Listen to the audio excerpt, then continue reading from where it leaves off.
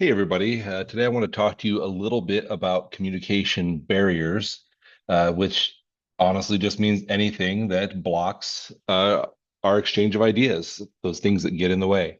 And to recognize that they can happen at any stage of the communication or interpersonal communication process. So there can be a barrier with the sender, there can be a barrier within the transmission, and there can be a barrier with the receiver. There can even be all of those happening at the same time or only one of them happening. So let's take a look about at some common communication barriers.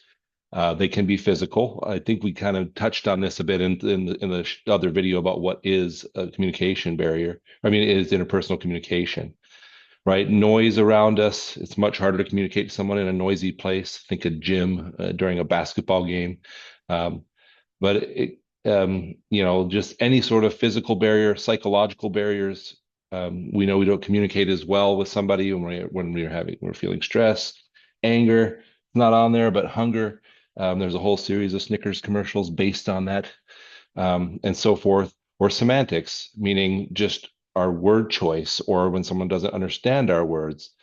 Um, and then, cultural differences. Sometimes we communicate and we think we're being pretty clear, but to someone else, it just doesn't make sense at all. So all of these things can create communication barriers. And like I said, we can have more than one happening all at once, to the point where it can sometimes severely hamper communication. Whoops, sorry about that. So basic strategies to overcome these barriers is active listening. I don't know about you, but oftentimes when I'm talking to someone else, I'm formulating what I'm going to say next rather than listening.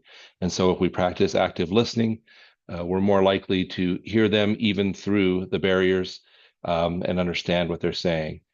Don't be afraid to clarify and confirm. That can be things like restating what a person said, saying, "Is this what you mean?" or things like that.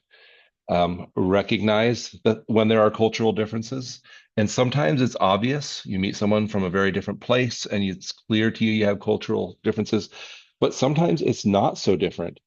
I remember having a group of students who just would not make eye contact while we talked, and that was hard for me. I thought it was disrespectful. And as I got to know them better, I realized it was actually the opposite. In their culture, it was disrespectful to sort of stare someone that they considered their elder in their eyes, and instead they were being polite and kind of averting their eyes. And so just recognize when they're there and then talk about it. And a lot of times you can work through those. And finally, try not to be too emotional, right? Some things are emotional, and so it's appropriate to convey that emotion. But getting overly frustrated or getting your feelings hurt over something where no such offense was intended rarely helps us. And so then, as always, at the end of this, I always have like why it matters. Again, I think it's pretty obvious. We want to be able to have good interpersonal communications because it builds trust. It helps us to work together as a team. It builds relationships.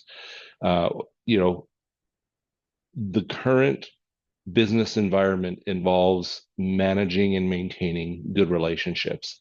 And so, even for those of us who are more comfortable communicating in less personal ways, we're still going to have to be involved in interpersonal communication, and we're going to have to work through the challenges of it. Anyway, hope that clarifies some things, and I hope it's at least a little bit interesting, and I hope you have a great day.